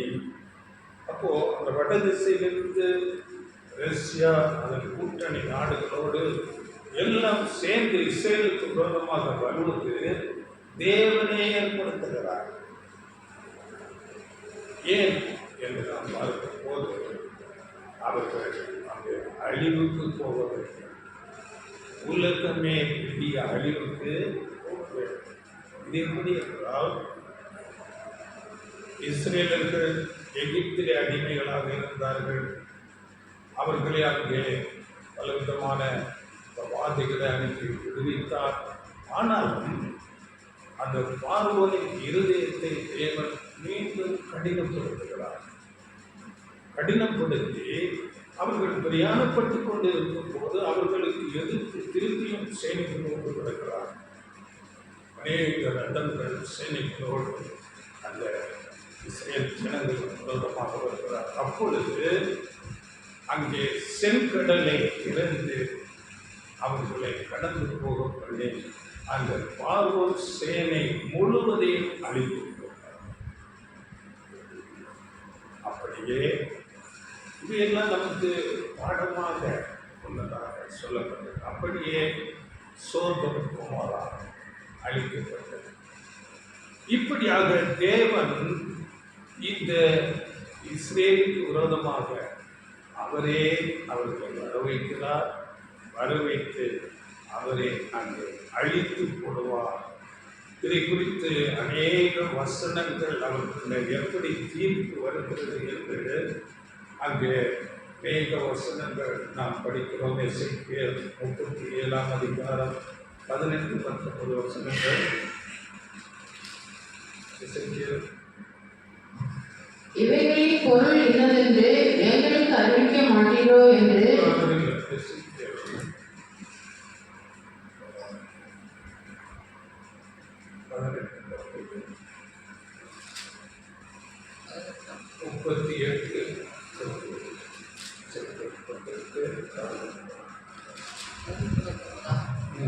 இஸ்ரவேல் தேசத்துக்கு விரோதமாக கோபு வரும் காலத்தில் என் உக்கிரம் என் நாசியில் ஏறும் என்று கர்த்தராகிய ஆண்டவர் சொல்லுகிறார். அந்நாளிலே இஸ்ரவேல் தேசத்திலே பெரிய அதிர்ச்சி உண்டாகி என் பிரசன்னத்தினால் சமுத்திரத்து மச்சங்களும் ஆகாயத்து பறவைகளும் வெளியின் மிருகங்களும் தரையில் ஊறுகிற சகல பிராணிகளும் தேசம் எங்குமுள்ள சகல நரஜீவன்களும் அதிரும். பர்வதங்கள் இடியும், செங்குத்தானவைகள் விழும், எல்லா மதில்களும் தரையிலே விழுந்து போம் என்று என் எரிச்சலினாலும் என் சினத்தின் அக்னியினாலும் நிச்சயமாய் சொல்கிறேன். எல்லாம் யுத்தத்துக்கு இஸ்ரேல் விரோதமாக வரும்போது அங்கே பெரிய அதிர்ச்சி உண்டாகும். இஸ்ரேல் தேசத்திலே பெரிய அதிர்ச்சி உண்டாகி என் பிரசன்னத்தினால் தேவனுடைய பிரசன்னம் இருக்கும். அங்கே அதிர்ச்சி என்று சொல்லும் போது இங்கிலீஷில் அங்கே எர்த்குயிக் என்று சொல்லப்படுது. பூமி அதிர்ச்சி, பெரிய பூமி அதிர்ச்சி உண்டாகும். அதிர்ச்சியினால அநேக லட்சக்கணக்கான ஜனங்கள் அந்த பூமி அதிர்ச்சியில் சென்று போவாங்க. அப்படியே அந்த சேனைகளுக்குள்ளாக ஒரு பயத்தை உண்டாக்குவது. பயத்தை உண்டாக்கி அவர்கள் ஒருவருக்கு ஒருவர் விரோதமாக அதை யுத்தம் செய்வார்கள். அதுதான் 21ஆம் வசனத்தில் படிக்கிறோம். எல்லா மலைகளிலும் பட்டயத்தை அவர் விரோதமாக வரவழைப்பேன் என்று கர்த்தராகிய ஆண்டவர் சொல்லுகிறார். அவனவன் பட்டயம் அவனவன் சகோதரருக்கு விரோதமாக இருக்கும். அப்படிப்பட்ட ஒரு காரியத்தை தேவனுடைய யுத்த ஒரு வழக்கமே அதுதான். ஒருவருக்கு விரோதமாக அவர்களுக்குள்ளேயே அடித்துக் கொள்கிறது போல தேவனை ஏற்படுத்தும். இது நம்ம கிதியோன் அந்த யுத்தத்தில் படிக்கிற நியாயாதிபதிகள் 7ஆம் அதிகாரத்தில் கிதியோன் அங்கே ஒரு சிறிய கூட்டத்தோடு அங்கே ஒரு பெரிய சேனைக்கு விரோதமாக யுத்தம் பண்ணும்போது அங்கே அந்த தேசத்தார் அவர்களுக்குள்ளாகவே அடித்து ஆண்டது போல இந்த நாட்களிலும் அவனவன் பட்டயம் அவனவன் சகோதரனுக்கு விரோதமாக இருக்கும். அப்படியே இயற்கையிலே அநேக காரியங்களை தேவன் செய்வார். அதான் 22 கொள்ளை நோய், 22 கொள்ளை நோயினாலும் இரத்தம் சிந்துதலினாலும் நான் அவனோட வழக்காடி அவன் மேலும் அவன் இராணுவங்களின் மேலும் அவனோடு இருக்கும் திரளான ஜனங்களின் மேலும் வெள்ளமாய் அடிக்கும் மழையையும் பெரும் கல்மழையையும் அக்னியையும் கந்தகத்தையும் வசிக்கப்படுவேன். கொள்ளை நோய், அங்கே பெரும் மழை, கல்வகை, அக்னி, கந்தகம், இவையெல்லாம் தேவன் வரப்படும்.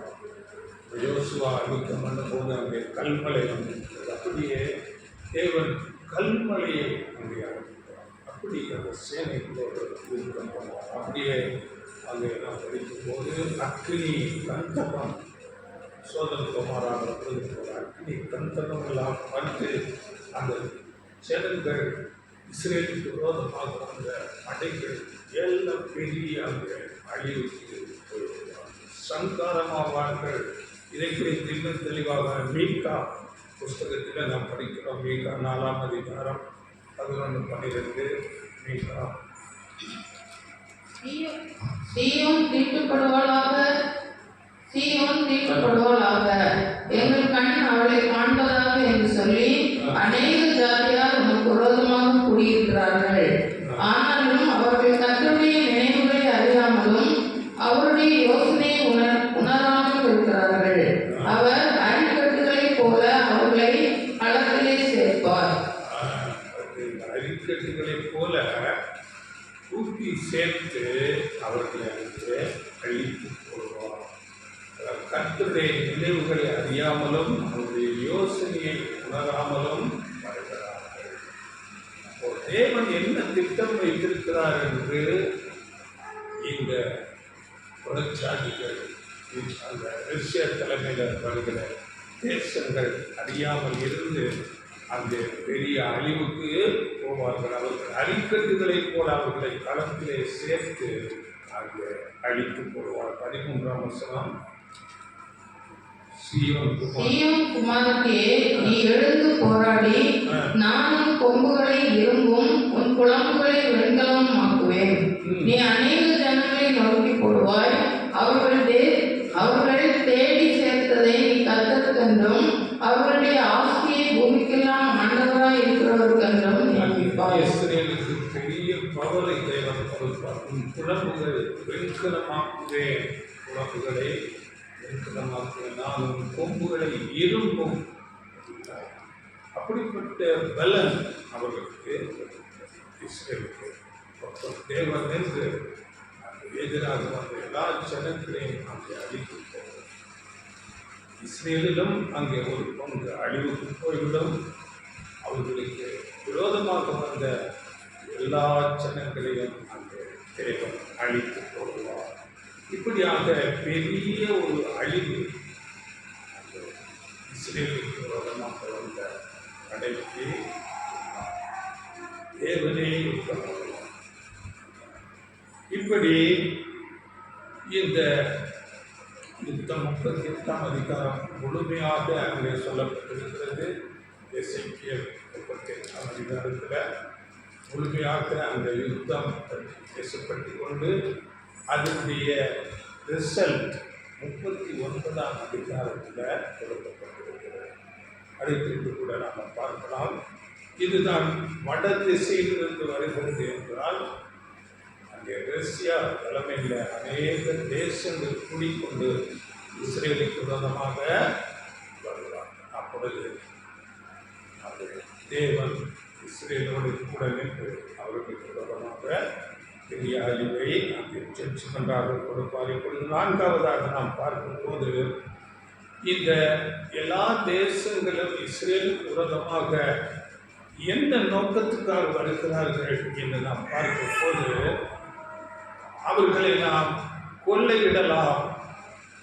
அங்கே அந்த தேசம் ஒரு மதிலில்லாத தேசமாக இருக்கிறது என்று சொல்லிக்கொண்டு அவர்கள் வருகிறார்கள். அதை குறித்து 38 12 நான் நான் கொள்ளையிடவும் சூறையாடவும் மதில்கள் இல்லாமல் கிடக்கிற கிராமங்கள் உள்ள தேசத்துக்கு உலகமாயும் போவேன். நிர்விசாரமாய் சுகத்தோடு குடியிருக்கிறவர்களின் மேல் வருவேன். அவர்கள் எல்லாரும் மதில்கள் இல்லாமல் குடியிருக்கிறார்கள். மதில்கள் இல்லாமல் இருக்கிறாங்க, தாழ்பாடுகள கதவுல அவங்க ஈஸியா அடிச்சிடலான்னு வராங்க. கொள்ளையிடலாம். ஏனென்றால் இஸ்ரேலுக்கு ஒரு நல்ல செழிப்போடு இருக்கிறது. அவர்களை கொள்ளையிடும்படியாக அவர்கள் வருகிறார்கள். ஆனால் அங்கே நாம் பார்க்கும்போது தேவனுடைய நோக்கம் இஸ்ரேலும் தேவனிடத்துக்கு திரும்ப வேண்டும். புறச்சாதிகளான எல்லா உலக ஜனங்களும் தேவனிடத்துக்கு திரும்ப வேண்டும். அதற்காகத்தான் இந்த யுத்தத்தையே இதை குறித்து தெளிவாக சொல்லப்பட்டிருக்கிறது. எசேக்கியேல் 38:14 இஸ்ரேல் மனம் திரும்பும்படியாக அதை நான் செய்கிறேன் என்று சொல்கிறார். 38:16 நீ தேசத்தை கார்மேகம் போல் மூட என் ஜனமாகிய இஸ்ரவேலுக்கு விரோதமாக எழுப்பி வருவாய். கடைசி நாட்களிலே இது சம்பவிக்கும். போகே, ஜாதிகளின் கண்களுக்கு முன்பாக உன் மூலமாய் நான் பரிசுத்தர் என்று விளங்கப்படுகிறதுனால் அவர்கள் என்னை அறியும்படிக்கு உன்னை என் தேசத்துக்கு விரோதமாக வரப்படுவேன். அவர்கள் என்னை அறியும்படிக்கு இஸ்ரேல் ஜனங்கள் தேவனை அறியும்படிக்கு உன்னை என் தேசத்துக்கு விரோதமாக. இஸ்ரேல் ஜனங்கள் கூட இப்போ நம்ம கடந்த நாட்களில் கூட பார்த்தோம். இஸ்ரேலில் இருக்கிற 61% ஜனங்கள் தேவன் இல்லை என்ற அந்த ஒரு மனப்பான்மை, நாஸ்திகர்களாக இருக்கிறார். நாம் தேவனுடைய மக்கள் என்று சொல்லுகிறோம், அவர்கள் அப்படிப்பட்ட மனநிலையில். அதனால் அவர்களும் தேவனை அறிந்து கொள்ள வேண்டும். அப்படி ஆண்டவர் இயேசுவை பேசியா என்று அறிந்து கொள்ள வேண்டும். அதற்காக அவர்கள் அந்த யுத்தத்துக்கு வருகிறார்கள். அடுத்ததாக புறச்சாதிகள் கூட தேவனை அறிந்து கொள்ள வேண்டும். அதை குறித்து 38:23 எசேக்கியேல். இவ்விதமாய் நான் அநேக ஜாதிகளின் கண்களுக்கு முன்பாக என் மகத்துவத்தையும் என் பரிசுத்தத்தையும் விளங்க பண்ணி அறியப்படுவேன். அப்பொழுது நான் கர்த்தர் என்று அறிந்து கொள்வார்கள். அநேக சாதிகளின் கண்கள், எல்லாம் புறச்சாதிகள், உலகமே தேவன் யார் என்று அறிந்து கொள்வார்கள். அப்படி ஏசாயா 42:8 கூட நான் கர்த்தர், இது என் நாமம், என் மகிமையை வேறொருவனுக்கும் என் புதிய விக்கிரகங்களுக்கும் கொடேன். உலகமே விக்கிரக வணக்கத்துல தேவன் அல்லாம இருக்கிற வேறு ஏதோ வேறு சொல்லி வணங்கி கொண்டது உண்மையான தேவனை அறியாமல் இருக்கிறார். அதனால் அவர்கள் எல்லாரும் தேவனை அறிய வேண்டும். என் புதிய வேறொருவருக்கும் கொடேன். அப்படி உண்டாகும்படியாக தேவன் இந்த காரியத்தை, இந்த யுத்தத்தை ஏற்படுத்துகிறார். அதனால இந்த யுத்தத்தின் முடிவு பற்றி எசேக்கியேல் 39 முழுமையாக அதை நீங்கள் படித்துக் கொள்ளுங்கள். அங்கே நாம் படிக்கும் போது அங்கே அவர்கள் இஸ்ரேலுக்கு விரோதமாக வந்த அந்த சேனைகள் எல்லாம் அந்த மலையிலே விழுவார்கள் என்று 39:4 நீயும் உன் எல்லா இராணுவங்களும் உன்னோடு இருக்கிற ஜனங்களும் இஸ்ரவேல் மலைகளில் விழுவீர்கள். உராய்கிற சகல பட்சிகளுக்கும் வெளியின் மிருகங்களுக்கும் உன்னை இரையாக கொடுப்பேன். விசாலமான வெளியில் விழுவாய், நான் அதை சொன்னேன் என்று கர்த்தராகிய ஆண்டவர் உரைக்கிறார். அங்கே எல்லா சேனைகளும் அங்கே கொல்லப்படுவார், விழுவார்கள் மலைக்கு. அடுத்தது பார்க்கும்போது இஸ்ரேல் ஜனங்களை கொள்ளையிடும்படியாக வந்த அந்த புறச்சாதி மக்கள், அவர்களிடத்திலிருந்து இஸ்ரேல் ஜனங்கள் கொள்ளையிடும்படியாக தேவன் செய்வார். அதை குறித்து 10ஆம் வசனம் படியுங்கள். அவர்கள் வெளியிலிருந்து விறகு கொண்டு வராமலும் காடுகளில் ஆயுதங்களை எடுத்து எரிப்பார்கள். அவர்கள் தங்களை கொள்ளையிட்டவர்களை கொள்ளையிட்டு தங்களை சூறையாடினவர்களை சூறையாடுவார்கள் என்று கர்த்தராகிய ஆண்டவர் தங்களை கொள்ளையிட்டவர்களை கொள்ளையிட்டு தங்களை சூறையாடினவர்களே எப்படியா அதே மாறிவிடும். அவர்கள் இஸ்ரேலை கொள்ளையிடலாம் என்று வந்தார்கள், ஆனால் இவர்கள் அவர்களை கொள்ளையிடும்படியாக செய்வார். அப்படியே அந்த செத்து போன அந்த சடலங்கள், அந்த வீரர்களின் சடலங்களை எல்லாம் புதைப்பதற்கு 7 மாதமாகும் என்று சொல்லப்பட்டிருக்கிறது. படிகள் 39, 12, 13, 14. இஸ்ரவேல் வம்சத்தார் தேசத்தை சுத்தம் பண்ணும்படிக்கு அவர்களை புதைத்து தீர 7 மாதம் செல்லும். தேசத்தின் ஜனங்கள் எல்லாரும் புதைத்து கொண்டிருப்பார்கள். நான் மகிமைப்படும் அந்நாளிலே அது அவர்களுக்கு கீர்த்தியாக இருக்கும் என்று கர்த்தராகிய ஆண்டவர் சொல்கிறார். தேசத்தை சுத்தம் பண்ணுவதற்காக அதில் கிடக்கும் மற்ற பிரேதங்களை புதைக்கும்படிக்கு நித்தமும் தேசத்தில் சுற்றி திரியும் மனுஷரையும் சுற்றி திரிகிறவர்களோட கூட புதைக்கிறவர்களையும் தெரிந்து நியமிப்பார்கள். 7 மாதங்கள் முடிந்த பின்பும் இவர்கள் தேடிக் கொண்டிருப்பார்கள். 7 மாதம் எவ்வளோ ஜனங்க வருவாங்க, எல்லாம் பிரேதமாக கிடப்பாங்க. அவங்கள கொள்ளையிட்டு அவங்க எல்லாம் அங்கே புக்கை பொத்தி கொண்டு நடப்பார்கள் என்று வேதம் சொல்கிறது. அவ்வளோ அழுகி நாட்டப்படுத்தும். அப்படிப்பட்ட செயலை தேவன் செய்வார். அப்படி தேவனுடைய நியாய தீர்ப்பு அங்கே எல்லா ஜனங்கள் மேலே வரணும். அப்பொழுது என்னை அறிந்து கொள்வார்கள் என்று 21ஆம் வசனத்தில் சொல்லப்பட்டிருக்கிறது. இவ்விதமாய் என் மகிமையை நான் புறஜாதிகளுக்குள்ளே விளங்க பண்ணுவேன். நான் செய்த என் நியாயத்தையும் அவர்கள் மேல் நான் வைத்த என் கையையும் எல்லா ஜாதிகளும் காண்பார்கள். உலகமே பார்த்து இந்த யுத்தத்தை எப்படிப்பட்ட அழிவு, எவ்வளவு பெரிய பெரிய தேசங்கள் எல்லாம் ஒரு சிறிய தேசத்துக்கு விரோதமாக வந்தது. ஆனாலும் அவர்கள் அங்கே தோற்கடிக்கப்பட்டு செத்து போனார்கள் என்று உலகமே அறிந்து கொள்வார்கள். இதனால அதாவது இஸ்ரேல் ஜனங்கள் கூட தேவனையும் ஆண்டவர் இயேசு கிறிஸ்துவையும் அவர்கள் அறிந்து கொள்வார்கள். 39ஆம் அதிகாரம் 22.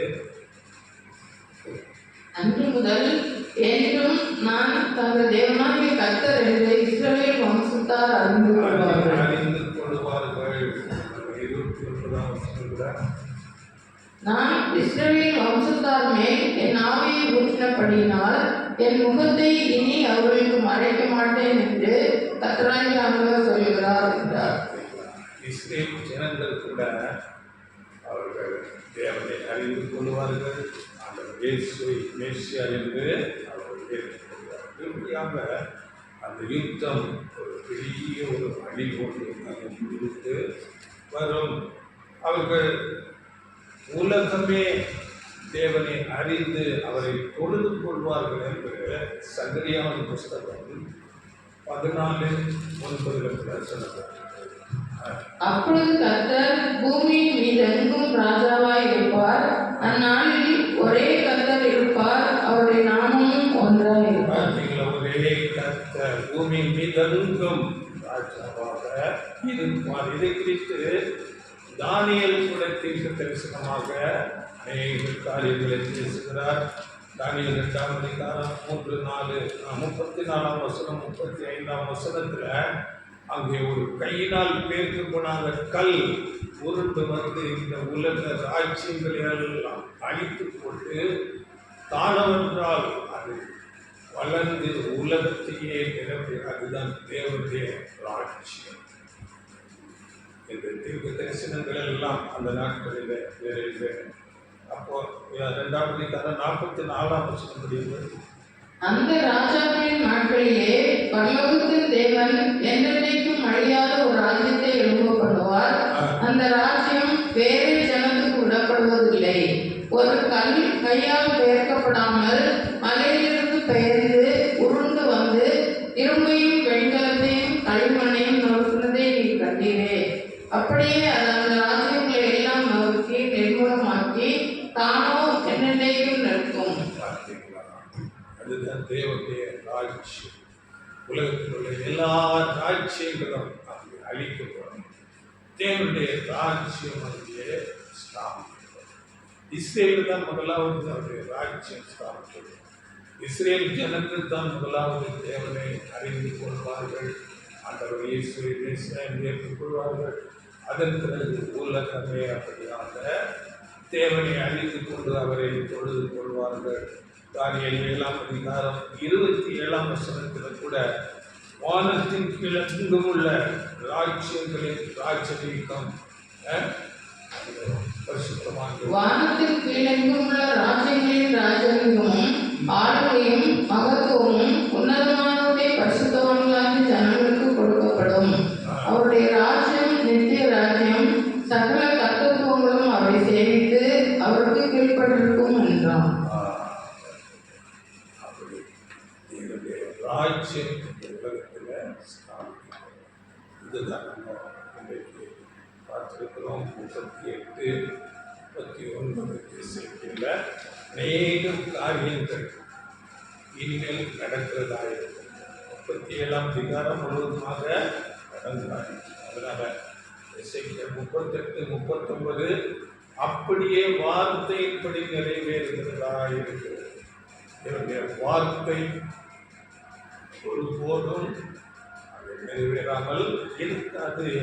அதனால அப்பொழுது ஆபிரகாமுக்கு தேவன் கொடுத்த வாக்குத்தத்தம் நிறைவேறும். உனக்குள்ளாக நான் இந்த பூமி உலகத்தையே ஆசீர்வதிப்பேன். எல்லாரும் தேவனுடைய ராஜ்யத்தில் தேவனை அறிந்து கொண்டு தேவனை கொடுத்து கொள்வார்கள். தேவனுடைய ராஜ்யம் அமைதலாக, சமாதானமாக, நீதியாக, வேடு பள்ளம் இல்லாமல் ஈக்குவாலிட்டி ராஜ்யம் இருக்கும். இவைகளெல்லாம் நிறைவேற வேண்டியதாக இருக்கிறது. இவைகளை நாம் இந்த நாளிலே தீர்க்க தரிசனங்கள் மூலமாக பார்த்தோம். லிட்டரலாக உலகத்தில் நடந்து கொண்டிருக்கிறது. ரஷ்ய தேசம் கொஞ்சம் கொஞ்சமாக இஸ்ரேலுக்கு எதிராளியாக வந்து கொண்டிருக்கிறது. அப்படியே ரஷ்யா அநேக தேசங்களோடு கூட்டணி அமைத்துக் கொள்ளுகிறது. இவையெல்லாம் நாம் இந்த நாளில் பார்க்கிறோம். இவைகள் நமக்கு ஒரு பாடமாக எச்சரிப்பாக இருக்கிறது. அதனால நமக்கு என்ன பாடம் என்றால், இந்த தீர்க்க தரிசனங்களை எல்லாம் நிறைவேறுகிற நாளில் நாம் இருக்கிறோம். இவைகளை நாம் கண்களால் பார்த்து கொண்டிருக்கிறோம். இந்த அர்மகெதோன் 3ஆம் உலக யுத்தம் வருவது சீக்கிரத்திலே இருக்கிறது. அதற்காக எல்லா உலக தேசங்கள் இன்றைக்கு தங்கள் ஆயுதங்களை பெருக்கிக் கொண்டிருக்கிறார்கள். உலக தேசமெல்லாம் யுத்தத்துக்கு ஆயத்தமாகி கொண்டிருக்கிறது. ஆண்டவர் இயேசு கிறிஸ்து வாசலருகே வருகைக்கு ஆயத்தமாக இருக்கிறார். அதனால நாம் ஆயத்தமாக வேண்டும். நல்ல புத்தியுள்ள மனவாட்டி தங்கள் அவர்கள் ஆயுள் பரிசுத்த ஆவியினால் நிறைந்து மணவாளன் எப்போ வருவார் என்று எதிர்பார்த்து காத்திருக்கிறவர்களாக புத்தியுள்ள மனவாட்டியார். அங்கே நாம் படிக்கும் போது நமக்கு 25 அந்த புத்தியுள்ள மனவாட்டி, புத்தி இல்லாத மனவாட்டி என்று படிக்கிறோம். அது ஒரு சமயத்தில் அங்கே கதவு மூடப்படுது. நீங்கள் எவ்விடத்தாரோ நான் உங்களை அறியேன். அதுதான் புத்தி இல்லாத. அப்படி இல்லாதபடி நாம் புத்தியுள்ள மனவாட்டிகளாக அந்த ஆயுள் பரிசுத்த ஆயுள் தேவனிடத்திலிருந்து வருகிற அந்த தேவ ஆவியை உணர்த்தப்பட்டு எப்போதும் மணவாளன் வருகைக்கு எதிர்பார்த்து காத்து கொண்டிருக்கும்படி நமக்கு நாங்கள் எச்சரிக்கப்படுகிறோம். வார்த்தைகளை என்று கேளுங்கள். அதிகமாக அந்த எசேக்கியேல் தீர்க்க தரிசன நிறைவேறுதல் அவர்களை நீங்கள் படியுங்கள். 37, 38, 39, 40 அந்த தேவனுடைய ராஜ்யம் குறித்து வார்த்தைகள் மூலம்